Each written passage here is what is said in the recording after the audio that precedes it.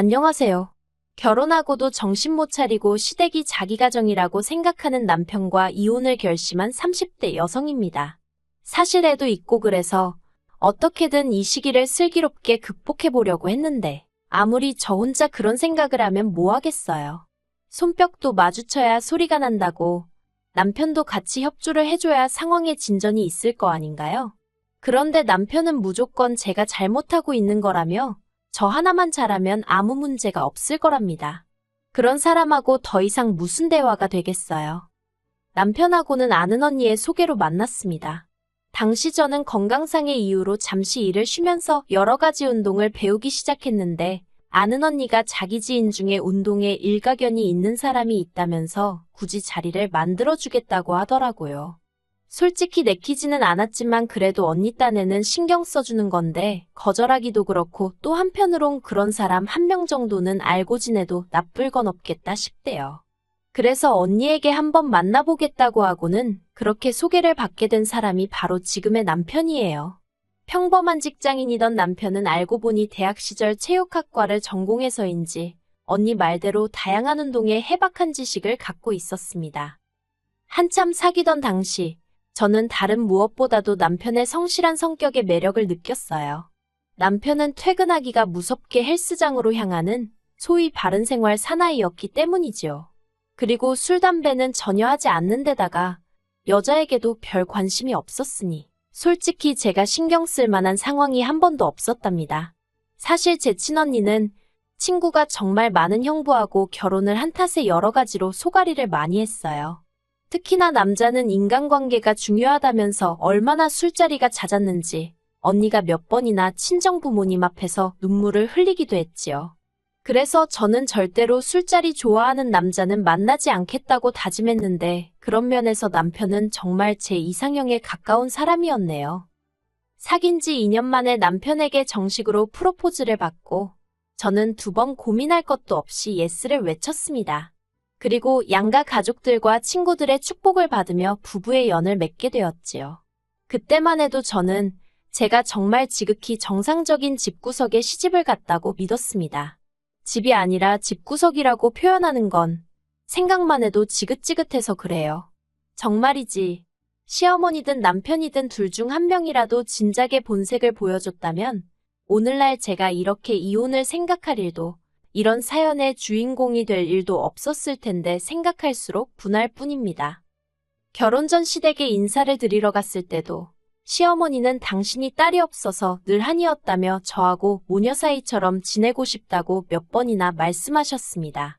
그리고 실제로도 저에게 무척이나 잘해주셨어요. 가만히 앉아 있어라. 아무것도 하지 말아라 늘 입버릇처럼 그렇게 말씀하실 정도로요. 하지만 아무리 어머님이 그렇게 말씀하신들 결혼하겠다고 인사드리러 간 예비며느리가 어떻게 가만히 있었겠어요? 가시방석에 앉은 듯 얼마나 불편한 자리였는데요.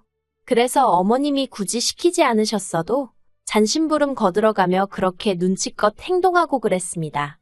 그리고 속으로는 그래도 정말 이런 시부모님을 만나다니 나는 정말 운이 좋은 사람이구나 생각했지요. 그런데 막상 식을 올리고 뭐랄까요? 진정한 의미의 가족이 되고 나니 어머님이 정말 저를 딸처럼 편하게 생각하신 건지 툭하면 저를 상대로 삐지시는 거예요. 사실 남편에게는 위로 5살 많은 아주버님이 계세요. 그리고 아주버님은 일찍이 결혼을 하셨고요. 그런데 딸이 없어 저와는 모녀 사이처럼 지내고 싶다는 어머님이 어째서인지 형님과는 영 사이가 편치 않아 보였습니다. 그래서 남편에게 어머님하고 형님하고 사이가 별로냐고 물으니 남편이 저더러 형님이 이상한 사람이라고 하더라고요. 어머님은 그저 형님하고 가깝게 지내고 싶어 하셨을 뿐인데 형님이 벽을 쳤다나 어쩐다나 하면서 아주 열불을 내대요.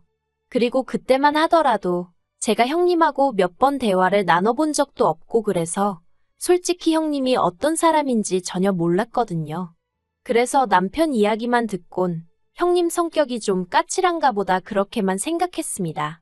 그런데 이게 웬걸. 제가 어머님을 겪어보니까 까놓고 말해서 형님이 아주버님이랑 이혼을 안 하는 게 용하다 싶을 지경이었어요. 돌이켜 생각해보면 모든 문제가 시작된 건 시부모님이 저희 부부가 사는 지역으로 이사를 오시면서였어요. 결혼을 하고 얼마 지나지 않아 원래는 다시 복직을 하려고 했었는데 제가 임신을 하면서 그 계획이 미뤄졌거든요. 그런데 어머님께선 굳이 제가 임신해 있는 동안 옆에서 거들어주고 싶으시다며 이사를 감행하셨습니다. 그리고 아무리 어머님께서 저에게 잘해주셨다 하더라도 아무렴 친정어머니만큼 편할 수는 없잖아요. 어머님이 오시겠다 하는데 제가 아무리 배가 나온다고 한들 옷 한 벌을 편하게 입고 있을 수도 없었고, 그러다 산딸이 코앞으로 다가왔던 어느 날 다른 날과 다름없이 어머님께서 지금 저희 집에 오시겠다며 연락을 해오셨습니다. 그런데 친정어머니가 이미 와 계신 상황이었거든요. 그래서 어머님께 지금 친정어머니가 와 계셔서 안 될 것 같다고 말씀을 드렸어요. 그랬더니 어머님 목소리에 냉랭한 기운이 싹 돌면서 알았다는 한마디와 함께 전화를 딱 끊으시더라고요. 그리고 솔직히 그런 어머님의 반응이 꺼림직하긴 했지만 그래도 친정어머니가 앞에 계신데 어머님한테 전화해서 가즈나 양과 애교로 기분을 풀어드리는 것도 그렇고 해서 그냥 내버려뒀어요. 말이 나와서 말이지만 임신한 저를 챙겨주시겠다는 말씀은 여벌이었고, 툭하면 그렇게 삐지시고 하는데 저도 호르몬이 미친 듯이 날뛰는 시기에 매번 어머님 비위 맞춰드리는 게 여간 고역스러운 게 아니었습니다. 하지만 이런 이야기를 남편에게 하면 남편이 한다는 소리는 늘 그래도 어쩌겠냐 어머님 딴에는 너한테 잘해주고 싶어서 그러시는 거니 네가 이해해라 였거든요. 한마디로 도움이 안 되는 소리만 했던 거지요. 어쩌다 제가 한 번은 그러지 말고 당신이 나서서 어머님한테 잘 돌려서 얘기 좀 해주면 안 되겠냐고 부탁도 해봤는데 그러면 어머님이 서운해하실 게 뻔하지 않냐면서 자긴 그런 잔인한 소리는 못한다나요. 그리고 그때 예를 들어 어머님과 제가 맞붙게 되는 상황이 닥치면 남편이 과연 누구 편을 들까 하는 의구심을 처음 갖게 되었던 것 같아요. 아무튼 그렇게 어머님이 멋대로 전화를 끊으시고 2시간쯤 지났을까? 친정어머니가 당신은 그만 일어날 테니 저더러 얼른 어머님께 전화를 드리라고 하시더군요. 그리고 그렇게 친정어머니가 가시니 저도 기분이 영 좋지는 않았고요. 그렇게 어쨌든 어머님에게 전화를 드리니 하신다는 말씀이 서운하시답니다. 져주려고 불고기에 뭐에 이것저것 만들어놨는데 제가 대번에 친정어머니 와 계시다고 그래서 너무 속상했다나요. 참고로 저는 어머님께 불고기니 뭐니 부탁드린 적이 없습니다. 그리고 또 말이 나왔으니 말인데 저희 어머님은 받는 사람 상황은 생각지 않으시고 당신이 내키는 대로 하시는 분이셨어요. 예를 들어 제가 콩을 못 먹거든요. 그런데도 콩이 건강에 좋다면서 한동안 콩밥에 콩조림에 콩국물에 콩콩콩콩 이러면 어머님이 해주신 건데 참아버리지도 못하고 그리고 안 좋아해서 안 먹는 게 아니라 정말 속에서 안 받아서 못 먹는 건데 왜 맛도 안 보냐. 먹는다고 죽는 것도 아니지 않냐 하는 남편의 잔소리까지 들어야 했으니 정말 환장할 노릇이었어요. 오죽하면 제가 어떻게 되나 한번 보고 정신 좀 차리시라고 그걸 시댁에서 억지로 먹고 화장실로 달려가 토하기까지 했다니까요. 아무튼 그 정도의 어떤 강경책을 쓰지 않으면 저희 어머님은 멈추지 못하는 폭주기관차처럼 당신 방식대로 밀어붙이는 시기셨네요. 하지만 제가 결정적으로 차라리 이혼을 하는 편이 낫겠구나 하고 마음을 먹게 된 건 제가 출산한 이후로 어머님이 보이신 행동들 때문이었습니다. 일단 저는 출산 후 산후조리원에 가는 대신 친정어머니께 돈을 드리고 친정에서 산후조리를 했어요. 친정어머니가 관련 자격증을 갖고 계시기도 했고 간호사로 오랫동안 일을 하셨거든요. 그래서 친정어머니와 시간도 보낼 겸 친정에서 산후조리를 하게 된 거지요. 그런데 남편이 한다는 말이 이 일로 시어머니가 생병이 나셨답니다. 제가 그게 무슨 말이냐니까 산후조리원에 안 가는 줄 알았으면 산후조리는 당신이 해줬어도 되는 거 아니냐며 왜 제가 어머님께는 묻지도 않고 친정으로 갔는지 모르겠다며 너무 서운하다고 하셨다는 거예요. 어이가 없어서 남편더러 당신도 생각을 해보라고 내 입장에선 당연히 친정에서 산후조리하는 게 10배 100배 편하지. 어떻게 어머님한테 산후조리를 부탁드리겠냐고요. 그러자 남편이 제 말도 무슨 말인지는 알지만 그래도 말이라도 한번 물어봤으면 좋았을 것 같답니다. 아니, 어차피 어머님이 해주신다고 해도 내가 싫다고 거절을 할 건데 왜 실없는 소리를 하느냐고 말도 안 되는 억지 좀 쓰지 말라고 했네요. 그런데도 끝까지 남편은 저더러 그러지 말고 그래도 어머님한테 전화 좀 드리고 죄송하다고 말이라도 하라나요. 제가 됐다고 사과할 일을 사과해야지 무슨, 난 사과 안 한다고 기대하지 말라고 했어요. 그리고 그렇게 어머님이 일주일에 저 때문에 마음 상하셨다며 연락이 없으셨습니다. 솔직히 얼마나 편하던지 숨통이 트이는 기분이었네요. 그리고 이후로도 친정어머니에게 여러 가지로 도움을 받은 게 사실이에요. 친정에서 2주 정도 시간을 보내고 집으로 돌아왔지만 애를 처음 키워보니 실수투성일 수밖에 없었잖아요. 그러다 보니 반찬이니 뭐니 그런 거 할 시간도 전혀 없었고 무엇보다 잠을 못 자니까 환장하겠더라고요. 그래서 친정어머니께 번번이 연락을 드리고 그러면 친정어머니도 금세 오셔서 제 손발이 되어주셨습니다. 이때를 생각하면 정말이지 친정어머니가 아니었으면 어떻게 버텨냈을까 싶어요. 그런데 어머님은 이렇게 친정어머니가 저를 도와주러 집에 와주시는 것도 질투를 하셨습니다. 당신도 도와줄 수 있는데 왜 매번 친정에만 연락을 하느냐는 거였지요. 그런데 솔직히 말해서 어머님은 정말 도움이 하나도 안 되는 분이셨어요. 일례로 저희 애는 품에 안겨야만 잠을 자는 편이었거든요. 그리고 등에 무슨 센서라도 달린 것 마냥 내려놓으면 내려놓기가 무섭게 잠에서 깨서 울어버렸고요. 그런데 어머님은 제가 아이를 안고 있으면 당신도 안아보게 해달라며 달라고 하시고 그래서 내키지 않아도 안겨드리면 정말 1분도 안 안고 계시다가 무겁다며 탁 내려놓으시기가 일쑤였습니다.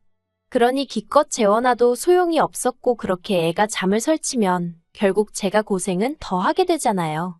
그러니 아무리 일손이 딸리고 도움이 필요해도 어머님 생각이 날 리가 없었지요. 어머님만 오시면 저 하고 있는 것도 신경 써야 되고 제대로 된 도움도 못 받고 그러나 중에 어머님이 행여 별것도 아닌 정말 저는 생각지도 못한 일로 삐지시진 않을지 눈치도 봐야 하고 정말 한마디로 저한테 좋은 점이 하나도 없었으니까요. 그런데 며칠 전 남편이 저한테 할 말이 있다더니 어머님 이야기를 꺼냈습니다. 사실 근래 어머님으로부터 연락이 줄어들어 다행이다 싶으면서도 또 무슨 일로 심사가 뒤틀리셨나 생각은 종종 했거든요. 그런데 괜히 연락했다 덤태기 쓰진 않을까 싶어서 남편이나 어머님한테 딱히 묻지 않았지요. 그리고 아니나 다를까 제 생각대로 어머님은 삐져 계신 상황이었고 그걸 제가 몰라준다 싶으셨는지 남편을 통해서 당신의 불쾌한 기분을 전해오신 거였습니다. 그런데 그 내용이 가관이었어요. 제가 어머님과 친정어머니 사이에서 친정어머니만 찾는다며 정말 서럽다고 하셨다는 거예요. 그리고는 저더러 친정과 시댁 사이에서 한쪽만 선택하라고 하셨답니다. 앞으로도 그렇게 친정어머니만 찾아댈 거면 당신하고는 연을 끊자고요. 그리고 저는 솔직히 무슨 생각으로 그런 얘기를 하셨을까 싶대요. 당연히 제 입장에선 친정이지 시댁일 리가 없잖아요. 그래서 남편더러 정말 그렇게 말씀하셨냐니까 그렇답니다. 그래서 제가 그러면 어쩔 수 없네. 나는 당연히 친정이지 했어요. 그랬더니 남편이 저더러 제정신이냐면서 결혼했으면 이제 이 집 식구니까 당연히 시댁을 골라야 하는 거 아니냐입니다. 이런 상황에서 친정을 골랐다는 건 자기랑 안 살겠단 말이나 다름없는 거 아니냐면서요. 그리고 남편의 말 같자는 소리에 저는 더 이상 뭐라 대꾸해줘야 할지 모르겠대요. 그래서 제가 남편에게 역으로 물었습니다.